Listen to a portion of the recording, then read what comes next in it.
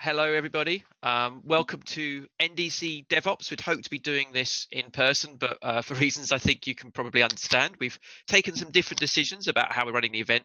Would normally have been with you in Oslo.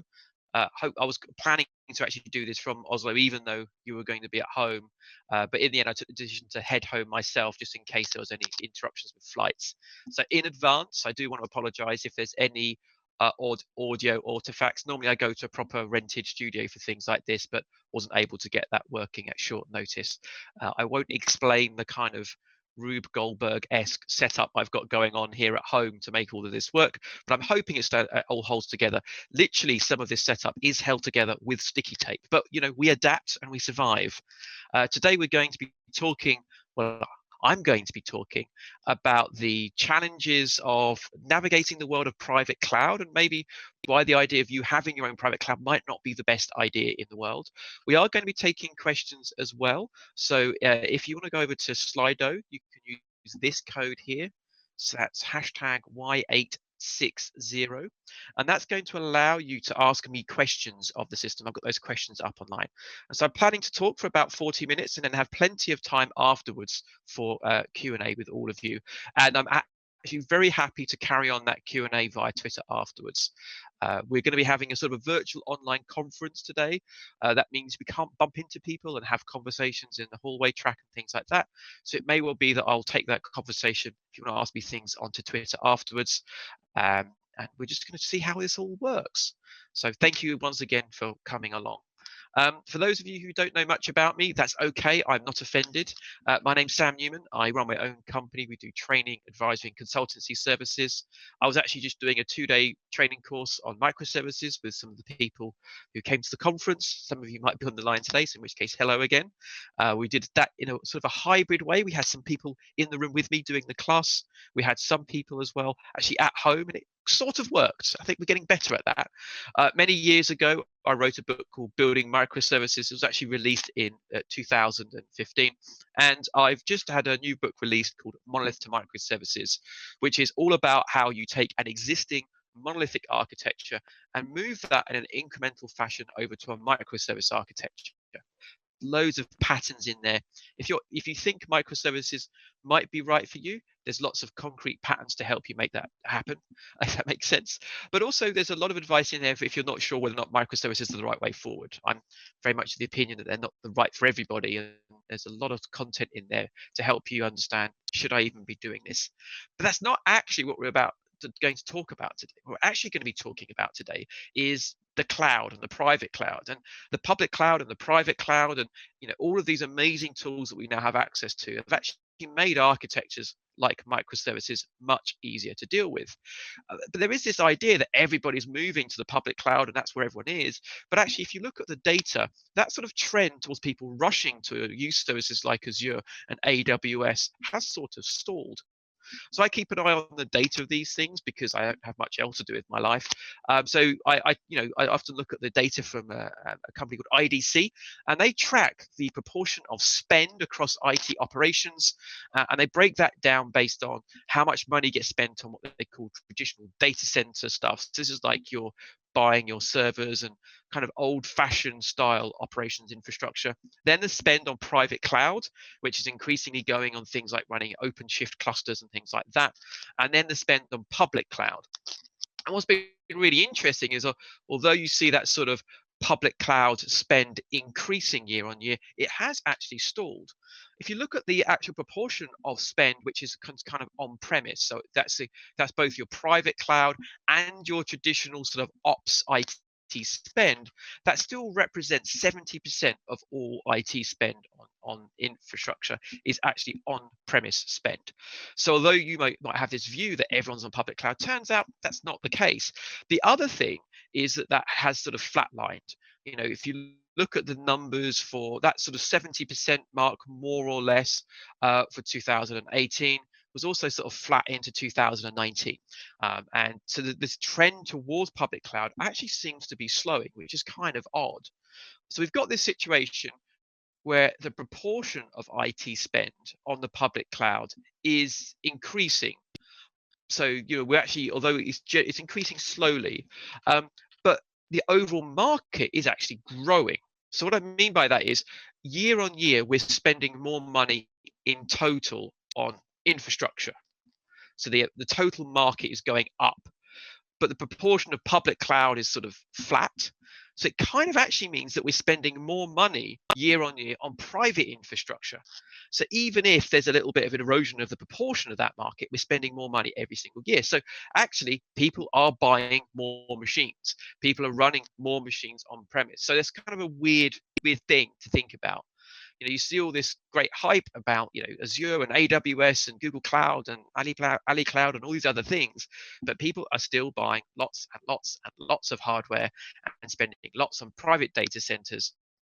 And that's been an interesting thing to me, because my own experiences, as I've always considered myself a junior ops person and a semi-senior developer, in terms of my experience set, has always been the quality of experience that I get as a software development professional has been much better on the public clouds than it has been in what I can consider my private, in-house infrastructure.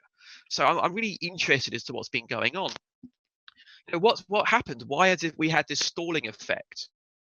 Why have we had maybe not as many people moving to the public cloud as we might expect? Now, part of this might just be that kind of, some of you may have seen this diffusion of innovation curve, right? This is looking at how when a new technology comes out, you get these early adopters that sort of rush into this. And it might just be the case that the reason we're seeing this stalling effect in terms of the adoption of public cloud is the fact that, well, what actually happened, all those people that were able to move have moved. And we're now into this space where we're dealing with the majority of the market that, based on analysis in other sectors, just takes a while to get up to speed with these things.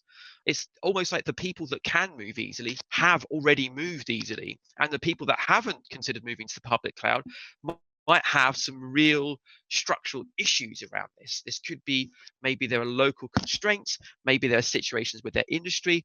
I actually think there's also potentially something else that we could blame for the growth of public cloud stalling somewhat. And that might be something like Kubernetes, because I have a theory that the fact that that people are building and running Kubernetes clusters is sort of helping us indulge in this sort of sunk cost fallacy, right?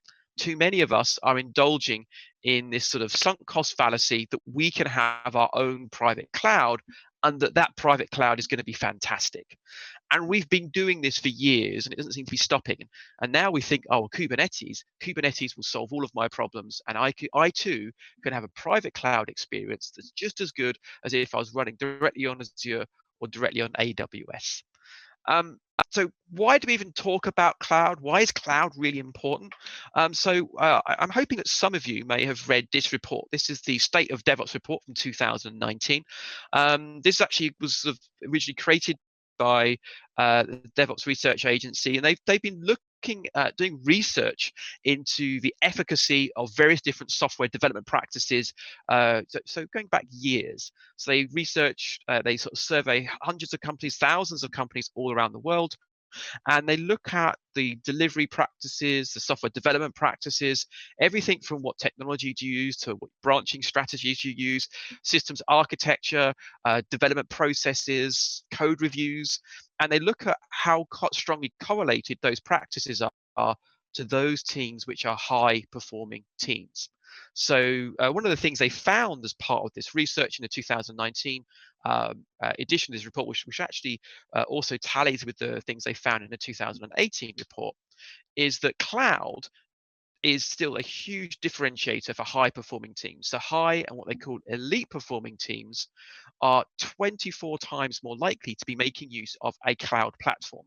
So in other words, they see a high and strong correlation between those high performing teams and the use of cloud.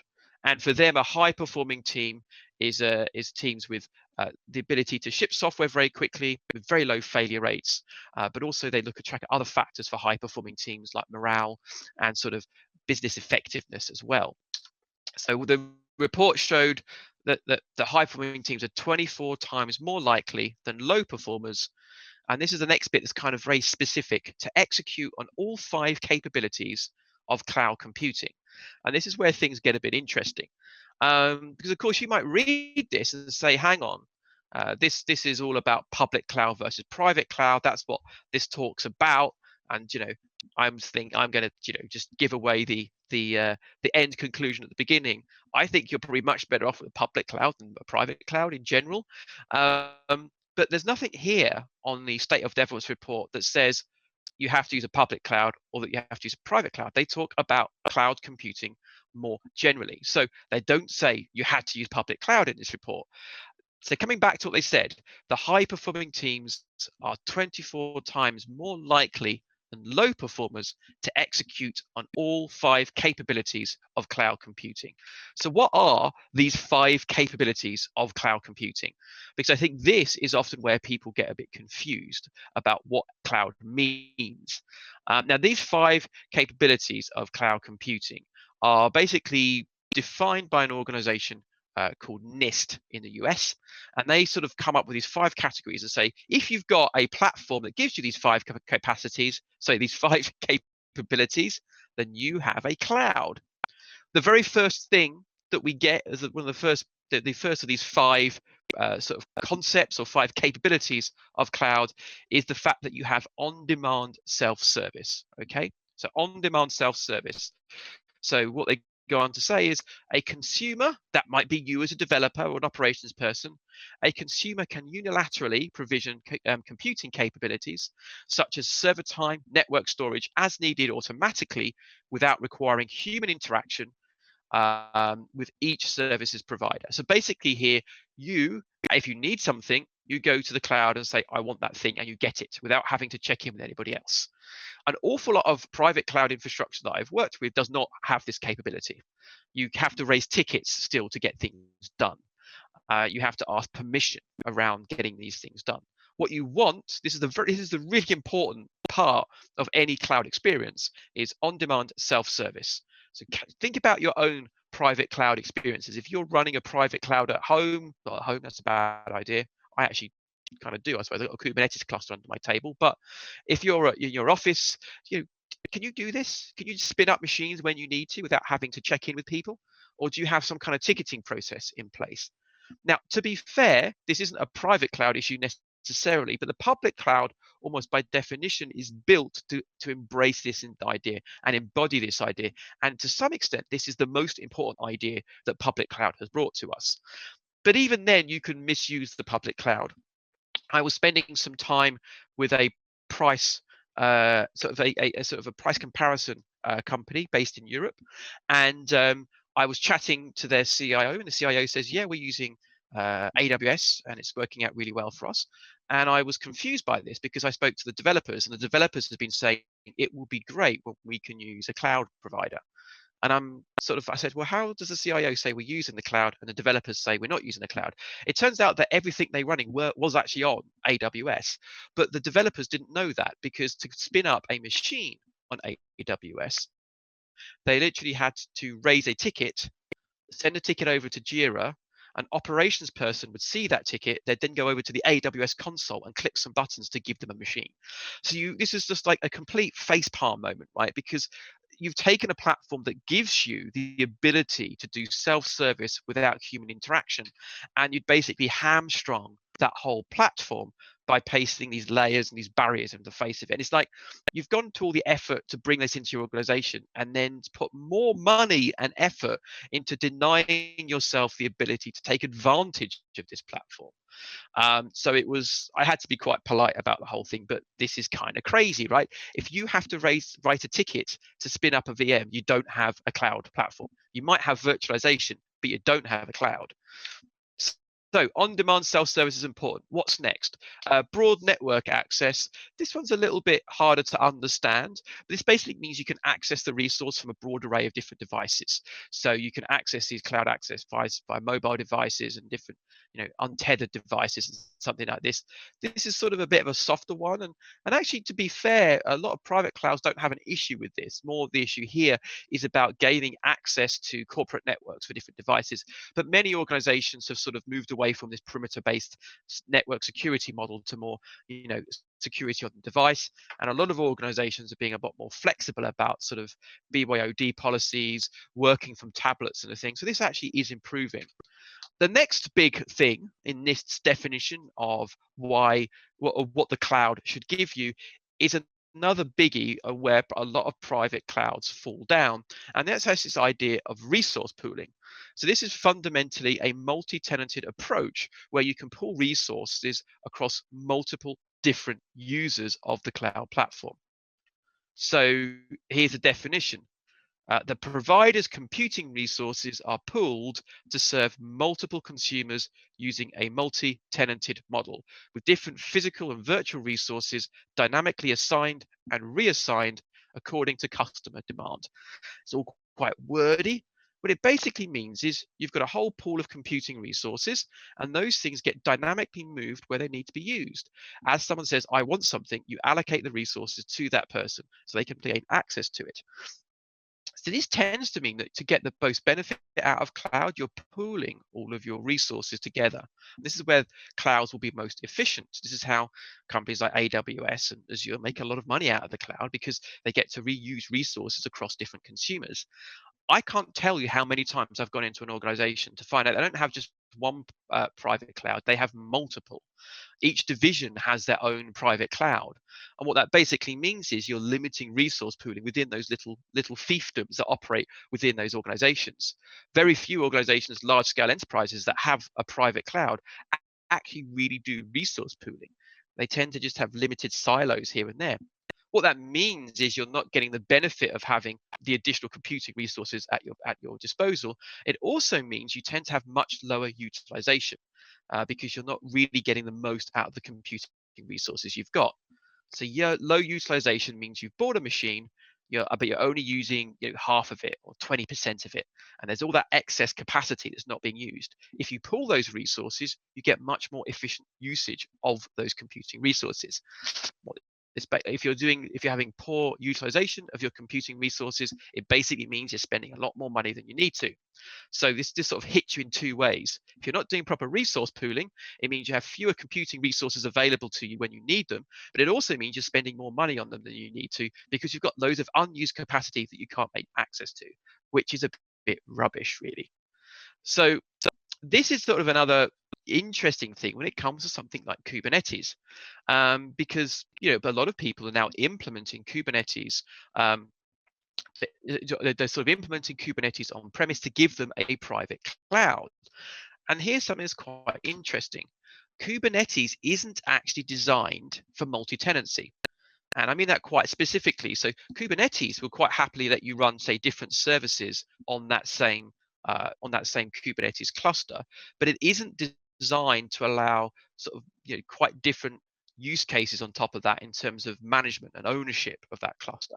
So typically, if you want to have different divisions in your organization and they all want control over part of Kubernetes, you end up basically having to run federated clusters. So what that basically means is, rather than having one big Kubernetes cluster that everyone can gain access to, you end up running multiple federated clusters to allow the different tenants control over the different areas of that system. And this is, this statement I got about Kubernetes is not multi-tenancy. Might be controversial to some. This comes straight from somebody as Alexis Richardson, who used to be chair of the CNCF technical committee. His company does this for companies, goes out and does this for organizations. Kubernetes was never really designed to be a full private cloud solution. And so people are having to add a lot more stuff and layers on top now to sort of try and make it work within a corporate setting. So resource pooling, we're not doing as well as we could there. What else? We've got rapid elasticity. So here's this next property that we're supposed to have from our cloud computing resources. So here we go. Capabilities can be rapidly and elastically provisioned, in some cases automatically, to quickly scale out, and rapidly released to quickly scale in. To the consumer, the capabilities available for provisioning often appear to be unlimited and can be purchased in any quantity at any time. So basically, from your point of view, when you're working with a cloud provider, you are completely unaware of any underlying resource constraints. You basically spin up as many machines as you need, you shut them down when you don't need them. So no constraints. And I wonder how many people who are working with private cloud right now, do you feel like this? Do you feel like if you did spin up 20 machines right now that you could do it without even having to ask anybody? Or would you have to check in? Would you actually have to go and say, oh, are we allowed to have some more VMs, please? Because I think this is another area where these things break down. Now, this rapid elasticity and that resource pooling go hand in hand. If you're not pooling all the computing resources that you've got available to you, then it limits your ability to rapidly scale things up and rapidly scale things down. That's really going to hurt you. So rapid elasticity, I don't know. Most of the private clouds I've seen don't really have that kind of capability. Our next thing is this sort of measured service. This is actually surprisingly the one area where a lot of private clouds do quite well, because a lot of people implementing private clouds are obsessed with cost accounting, which always seems a bit odd to me, because often I think it'd be much more cost effective to run these things on the public cloud. So measured service here basically means that you can actually work out what people have used and charge them accordingly if needed. So I know that this team have used 25 computing resources, therefore that's how much that's going to come out of their budget, those sorts of things.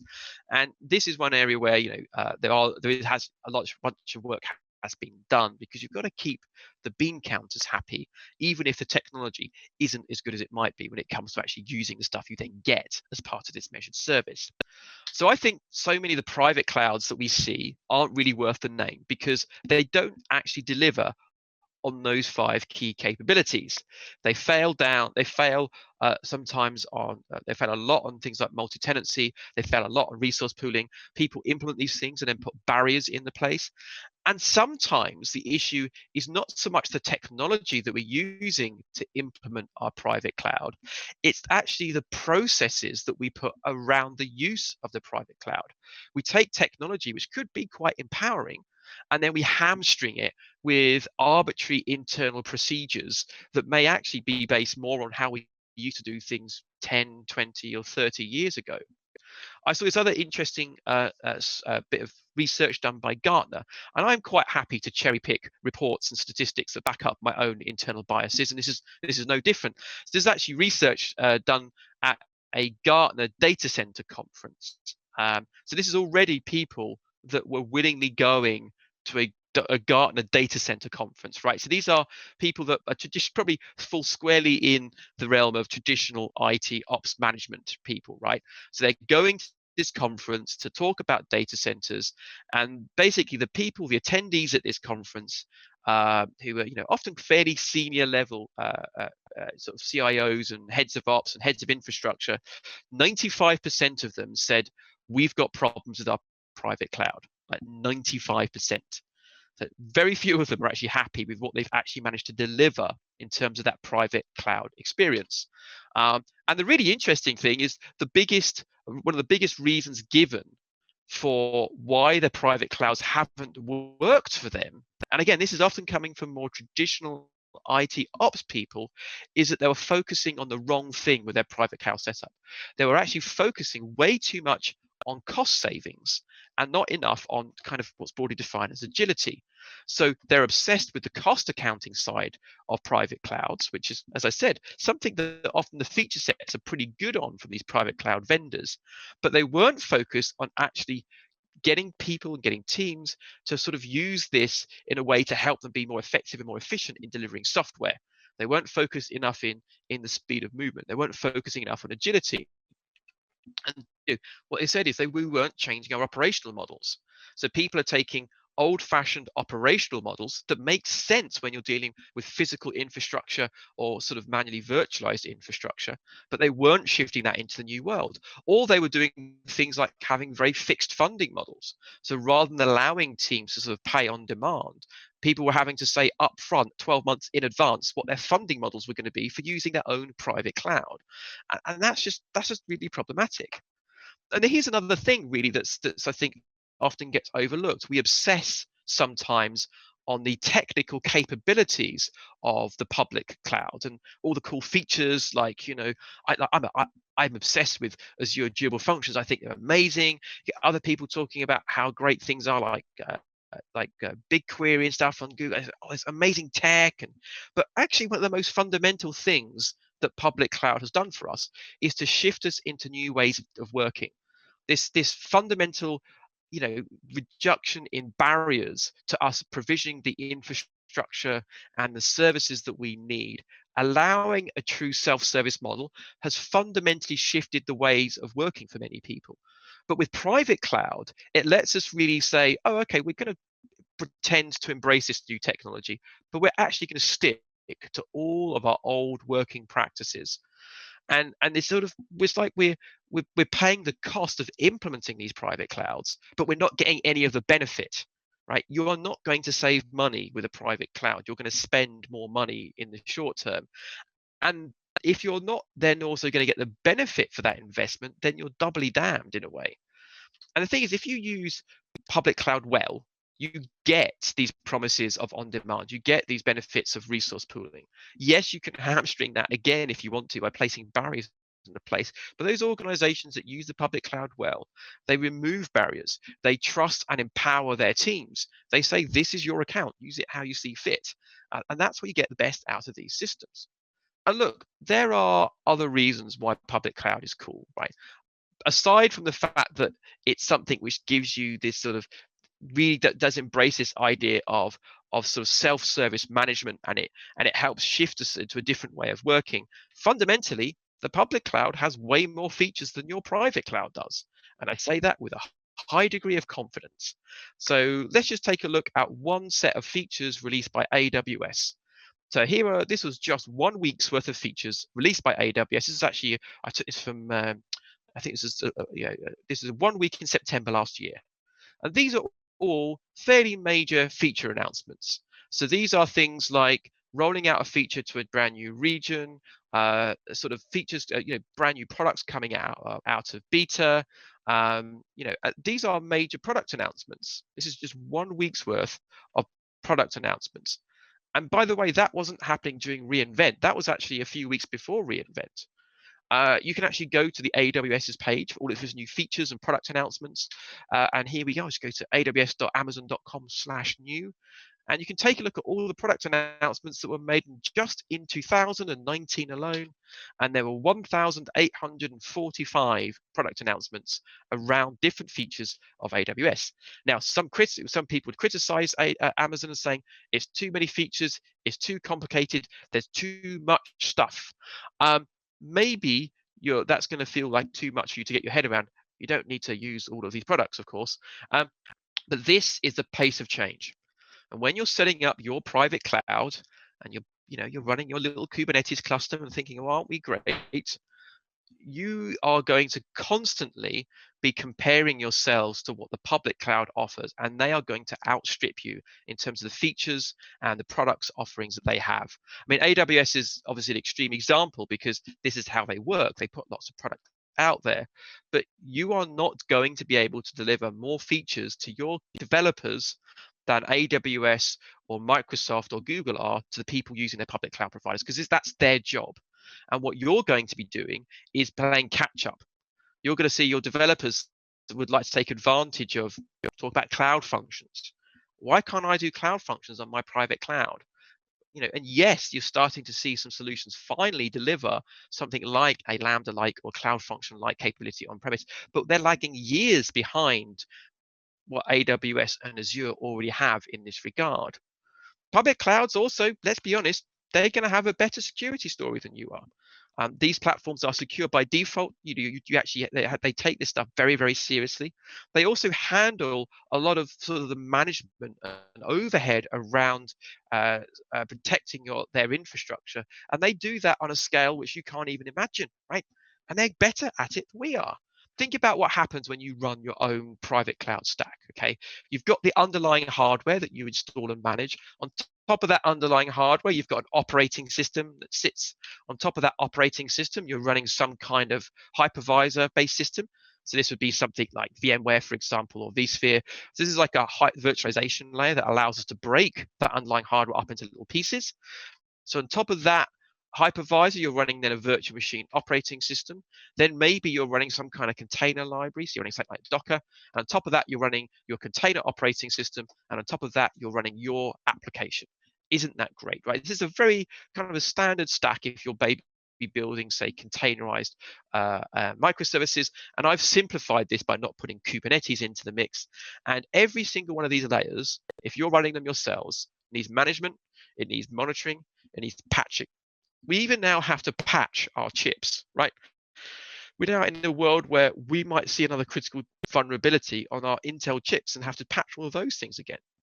This is a subset of what the stacks look like. If you're running private cloud, all of this is on you. How confident are you that as an organization, you can look after all of these layers as well? Now, if we compare that with, say, running stuff on the cloud, let's imagine we're just doing something like making use of managed virtual machines. So using EC2 on AWS, for example. Well, if you just use managed virtual machines, then those bottom three layers are already pushed off to the underlying cloud provider. They're things that you just don't have to worry about. And now all you have to worry about are patching your operating systems and your containers and your application on top of that. But we can go better. What about if you go to a public cloud provider and actually use one of their container platforms? So using, say, AKS, so the managed Kubernetes service on Azure, for example, that's going to offload all of this stuff here. I mean, I think, or ECS or EKS on AWS. So using a managed Kubernetes platform, a container orchestration platform, I've now there's even less stuff that I'm having to worry about. I can now focus my time, my attention, and my energy just on my application or the operating system running inside that container. I could go even further. I could make use of something like, Lambda or Azure Cloud Functions. And now all of a sudden, even more of this stack is being managed and looked after by somebody else. They are doing these things for me. You might remember a few years ago, we had this Spectre and Meltdown bugs where you had to go in and apply firmware fixes to all of the underlying hardware. The cloud providers did that within 7 days across their entire fleet. I bet some of you are still running on infrastructure that hasn't yet been patched. I wouldn't be at all surprised about that. The scale that these organizations operate at is absolutely massive. But they've built tools and technology and expertise to be able to work with this infrastructure at scale. And so they get these huge benefits of working at this level. They can roll these things out incredibly quickly because they have to be able to, because they've got so many machines to deal with. This is not the kind of expertise you would expect your company to have because you probably don't need to be managing thousands of machines in global data centers all over the world. You're not going to outcompete these organizations at this stuff, and nor should you either. So I've just gone on about how amazing and how awesome the public is. So why doesn't everybody just go, you know what? Let's go use public cloud. Yay, let's go. So why have people not all still continuing to embrace the public cloud? And why have we seen maybe this stalling in how much public cloud is eating into traditional IT infrastructure costs? Well, I think there are a bunch of reasons, and we'll go through them now. The first is we already have computers. And this is actually one of the most common justifications that I see for this. So people already have bought machines, and they say, well, look, I've got machines already. I want to make use of the machines that I've got. And so we're going to build a private cloud so I can use machines in a better way. And actually, I understand this, and I think it's a rational decision because you want to actually get some return on the investment you've already put in. However, be very careful about this as an argument. Because I've had the conversation like this a number of times. Why are you using a private cloud, Bob? Oh, Sam, that's because we've got computers. Okay, great, Bob. Why are you buying new computers? Well, Sam, because the computers we've got are approaching end of life, so we need to replace them. But Bob, why are you replacing computers? Because we've got a private cloud, and the private cloud needs computers. And it's this kind of crazy conversation I'm having. If you're using a private cloud because you've got computers that you want to make use of, and if that's the only reason you're doing private cloud, that's fine. But then don't keep buying new hardware to replace the old hardware you've got. If you're using machines to use them towards their end of life, see your private cloud as a temporary thing that you're going to move away from over time. But really question whether the machines need to be replaced, and why can't you shift those workloads over to the public cloud? there is this thing where we're a bit in love with our infrastructure. Once we've made a decision we've gone and got a budget to sign off to buy these machines, we've had to maybe go and convince our boss that we need them. They're now sitting there and we feel like this emotional attachment to our infrastructure. We're in love with our infrastructure, and letting that go can often be quite difficult because we have an emotional involvement with it. I feel fondness towards my infrastructure. I really do. Even my Raspberry Pis, and they're almost disposable, right? But we've got to past this because that's not necessarily a good reason to keep using them. Another reason why a lot of people say they won't use public cloud, and this is actually probably the most common thing that people say to me, is I don't want to be locked in. I can't use the public cloud because I don't want to be locked in, or I can't be locked in. And lock-in is a really interesting concept. So when you dive into and you start going a bit further, and I've done some like very informal and non-scientific surveys into this on Twitter and things, and ask people, when you're worried about lock-in, what is it you're actually worried about? And when you dive into it, there's a few key reasons that stick out. One of the things is the cloud provider is going to learn about my business and then take business away from me. So this is a legitimate complaint I heard, specifically a complaint that's normally aimed at people like AWS, because Amazon obviously are also a retail company. I don't know how true this is, to be honest with you, but I can't imagine it affects many sectors. If you're also an online e-commerce company running your infrastructure on AWS, you might be worried about that, but I don't know how rational this one really is. The next complaint I get is they might turn the services off. So I'll start using a cloud-based service on the public, and they might turn that service off, and I'll have to, and it will screw my business over. This happens incredibly rarely.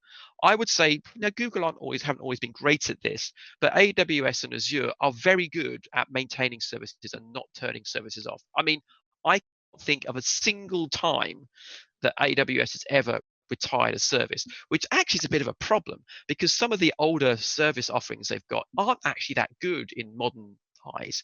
You look at something like Simple Table that AWS has got, they haven't formally deprecated it. It's still there, you can still use it, but no one would because everybody would rather use DynamoDB. Amazon's AWS's first ever product, SQS, was launched in 2006. It's a very simple point-to-point queue. There are better queues out there available. You can still go and use it. They haven't turned it off. Why would they turn something off if you're using it? Because they're making money. So this idea that they're going to turn these services off, it's just never seemed to come to fruition.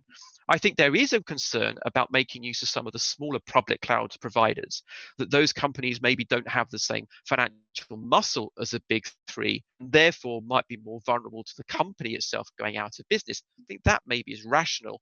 But worrying about these cloud services being turned off, I've never seen it happen from any of the big three organizations.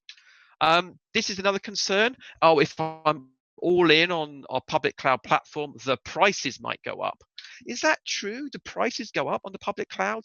There's this idea that once you're locked in, I'm doing air quotes so that you can't see it, once you're locked in to a public cloud provider, that's when they'll start jacking the prices up and they'll really screw you. And people sort of say, well, we know the prices are going up because AWS is massively profitable. And that's actually not true, right? There's very little, if any, evidence to show any cost increases. RedMonk, who are, in my opinion, one of the best analyst firms out there, their stuff is really well worth reading. They've been tracking actually sort of pricing trends for all the main providers over a long period of time. What you can see here is the overall trends have been that the price has been coming down year on year on year. And over the last 2 years, we've seen basically a flattening of costs. So the costs have stopped reducing, but they haven't started increasing. And effectively, that flattening in costing basically means that, because of inflation, that kind of means you're actually paying a little bit less for this stuff year on year. So there is no trend across providers towards those costs increasing. Flatlining maybe, but not increasing. So I've actually also found someone's master's thesis, which actually did analysis on this and showed in real terms that these cloud provider costs are going down, although I wasn't able to really back that up with a lot of research. The RedMonk stuff seems to be the best source of data for this that I've found. So I don't know that this is really rational, this worry about costs going up. That doesn't seem to have been the case. And I think that when you get down to it and people start worrying about lock-in, people kind of use that term, I'm going to be stuck And that causes us to think, I think, in a negative way about the use of these platforms or any technology, to be fair. And really, I like to try and get people to think about this lock-in problem. Don't think about being locked in. Think more about the impact if you have to change. And there's actually some upside here, right? So really what this comes down to is think about the potential migration. So think about, if I use a cloud provider today, I'm going to benefit today because the public cloud provider, the public cloud offering that I'm going to make use of is likely going to be significantly better than what I can do myself. It just is going to be better. So, the managed VMs are probably going to be better. The S3 blob store is going to be better than your blob store. So that's going to be a better product offering. And if I can use that, I can take advantage of that better offering now. But maybe later on, I might have to migrate away from it. So I might have to pay to away from that service. If I don't lose a cloud product today, I'm avoiding the potential migration cost later on, but I'm paying the cost now in terms of having to use a product that's not as good for my teams. There's a really nice piece by Gregor Hope over at Martin Fowler's website. And Gregor's talking here about sort of how he thinks about the concept of lock-in more generically. But it works really well in the context of public cloud as well. He sort of says, well, look, if you've got a service that's really, really good, then actually you don't mind being locked in because you're getting benefit from being in that, using that really good product. You accept that if you have to migrate later on, it's going to be really painful, but it still might be worth it. The kinds of lock-ins you want to avoid are those situations where it's hard to migrate, but that they're also terrible, right? So he kind of comes up with this matrix to helping you understand that. So we're looking at unique utility, so going from sort of left to right. So as you go further to the right, the things that are more unique are awesome, right? They're great. They're things that are very hard to find elsewhere, and they're going to give you loads of capabilities. As you go from the bottom to the top, we're looking at the switching costs. So things towards the top are going to be very, very hard to move away from. So something that's hard to move away from and also doesn't really give you any unique capabilities is something you absolutely want to avoid. And so he used it to sort of take it, and he sort of use this idea to sort of categorize a few different things. So he says, look at something like a USB charger. It's that it's a compatible interface. It's not really that unique. Very easy to switch between them, not a worry. He then compared that to maybe the Apple ecosystem, which has loads of awesome products and features, but it's very much a closed ecosystem. And migrating out of that is quite painful. But lots of people are very happy being in that ecosystem. An Apple fanboy myself, right? Because we like being in it. The features we get are great. We accept that if we ever have to migrate, it's going to be painful, but we accept that. He then looks at something which that's really painful to move away from and doesn't actually give us anything that unique. And he talks about mobile phone companies. The services offered by all the mobile phone companies are pretty much the same. But how many of you have found switching your mobile phone contract to be a nice, pleasurable experience? And I would imagine it's not that many of you. So this idea of sort of unique utility and that switching cost, this is kind of something that we can actually make use of when thinking about, should I use a public cloud provider, but also going more fine-grained than that, because it shouldn't be just, am I using AWS or am I going to use Azure? It should be, which features on AWS or which features on Azure am I happy to use? Because some features on AWS might be things that actually have quite a low switching cost because it might be easy to find an equivalent feature on a different cloud platform. Other features might be harder to find an equivalent implementation of, but might still be worth it to you. So I actually work through this with teams. I say, well, look, for this product or for what you want to do, let's list out all the different product offerings that you might be looking at using on Azure or AWS, and let's look at that cost of migration. Let's look at that cost of switching. We look at something like blob storage. Well, the benefits to you are pretty modest, and actually the migration costs of blob stores is not great. Compute benefits are actually quite good for you. Managed VMs are quite portable, so the migration costs are quite low. Load balancers, they're easy to replace. Function as a service is really cool, but the migration costs at the moment are quite sort of going to be higher. There's a lot of configuration that goes in around the edges of these functions as a service offerings. And if you look at something like durable functions, for example, on Azure, there isn't really a comparable offering on the other cloud platforms. So if you built a solution using durable functions, as awesome as they are, that's not going to be something you could then port to AWS without actually having to re-implement a lot of your code. This can get even worse with some of the databases. Things like DynamoDB or Cosmos DB don't really exist outside of those ecosystems. So if you want to move your system that was built on, say, DynamoDB over to Azure to work with Cosmos DB, it's not just a case of moving your structure and your configuration. It's also probably going to involve changing your code as well. And that might mean that you say, well, we're going to use Azure, but we're not going to make use of Cosmos DB, because if we have to move, that will cost us more to migrate later on. But we will use non-durable functions because they're portable and kind of awesome. And so you can make a case-by-case basis sort of assessment on these features offerings. So don't think about, should I use public cloud as like a black box? Even look inside that public cloud, look at the different features they offer. And some of those things are portable and can be more easily migrated. Some of those things are so unique that you worry about the migration cost, but they're also amazing things. I mean, a great example of this would be BigQuery on Google. BigQuery is just fantastic. It does not exist anywhere else, is a way that you can really run it. But it's awesome enough that you may actually still want to make use of it because you can't reproduce those capabilities anywhere else. Here's another argument I get. This is another good one I get for why people still have their private cloud. And this one does make me laugh. Our private cloud is nearly good, right? Any day now, our private cloud's going to get there. We're going to get to a good place. We've put so much time, energy, and investment in it. In a moment, it's going to be all right. We can see the finishing line. It's in sight. This is otherwise known as, we've spent so much money now. We've spent so much money, we can't stop now arguments. This is the heart of the sunk cost fallacy. If you want to see one of the probably most well-known examples of the "we spent so much money, we can't stop now" argument, look no further than Concorde. In fact, this thing is called the Concorde fallacy, right? The Concorde project was never going to make money. All of the analysis before, in the design stages, said this thing was never going to break even, but people wanted to build it. They started building it. They said this thing is not going to be financially viable. It's never going to make money. There's also not enough of a market for this sort of air travel. And they said, no, it's going to be fine. We'll build it anyway. And they built it. And guess what? There was no market. This did not change the world. As impressive as Concorde was as from a feat of engineering, it never made sense on paper. It didn't make sense in reality.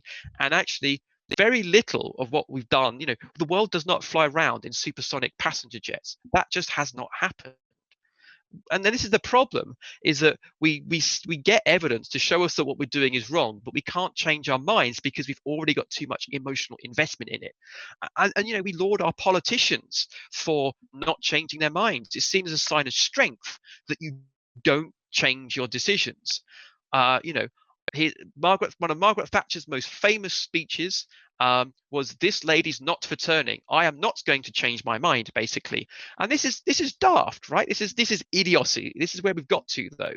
In the face of evidence that tells us we might not be doing the right thing, we don't change our minds because that's seen as a sign of weakness. And that's so, fundamentally wrong. We should definitely, never kind of, when we get real information from people and the experts start telling us something's bad, we should just carry on regardless and hope that it's all going to be okay. And this is, I think, where we are with private cloud. Any day now, the private cloud's going to be good. We'll put a bit more time, a bit more energy, some new technology will come out and it will all be fine. And let's see where we are with this evolution of private cloud. Okay, so we start off with just physical infrastructure and that's all we had, but along came virtualization, and virtualization has been massively impactful because now we can take our physical infrastructure and break it up into smaller pieces, and those smaller pieces allow us to get better utilization out of our data centers. And this has been legitimately transformational for internal data center operations all over the world. Then AWS started coming along and saying, oh, maybe the world looks a bit different. Maybe you want a cloud that looks a bit like this. So then we had sort of the early 2000s into the mid 2010s, where an awful lot of work went into things like OpenStack. And so OpenStack was actually originally developed by Rackspace and NASA to actually help run large scale compute. And Rackspace saw this opportunity to sort of say, well, we can deliver an AWS-like experience on a private premise, so giving you a private cloud operation.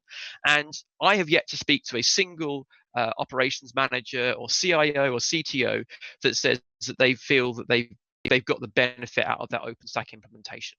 Huge amounts of very, very smart people. A lot of, I mean, the OpenStack as a piece of software, as an open source project, is absolutely amazing.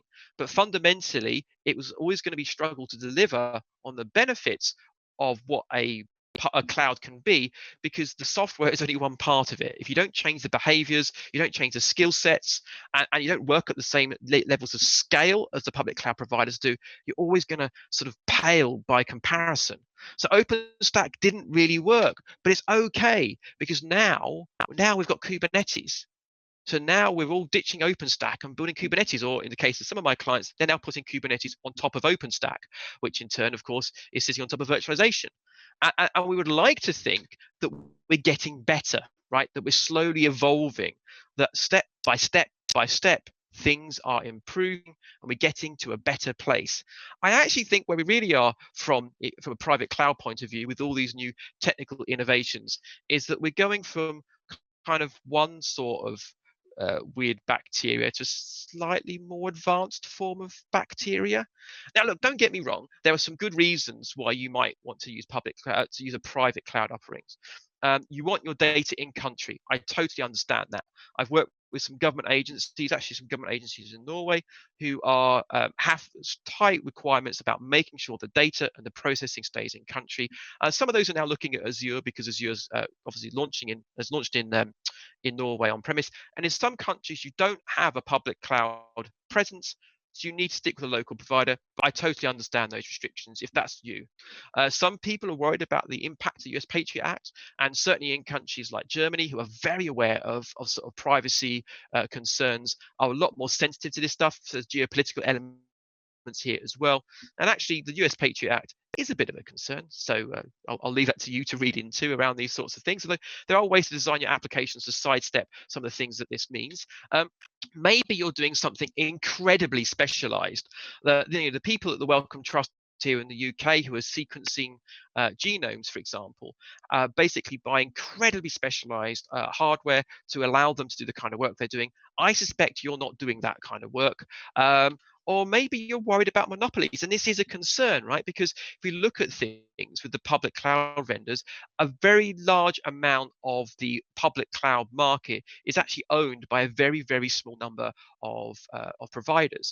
Some of you might have heard this term hyperscalers. So hyperscalers are those organizations operating at massive scale that dominate the market. So the hyperscaler companies, there's about 24 of them, I think. They now account for 68% of all public cloud infrastructure services market, and a lot of them are running private clouds too. So that's in the hand of just 24 companies. It's even worse when you actually look at the other end, because really, even amongst that 24 companies, there are really 4 big providers. So if you look at the public cloud market share, the story is even more stark. So this was, I think this was late 2018 data. It's the big 4, right? It's AWS, then a big gap, then it's Azure, then it's a big gap, then it's Google and Alibaba Cloud, pretty much neck and neck. You can see this gray line plummeting down, which is the rest of the market. That includes people like IBM and Oracle, right? And they are just noise on this graph. There's a reason why IBM spent so many billions on Red Hat, because their cloud strategy is not going in the right direction, and they need to bootstrap this. And the problem with this is it does mean for smaller players. I mean, I love people like DigitalOcean.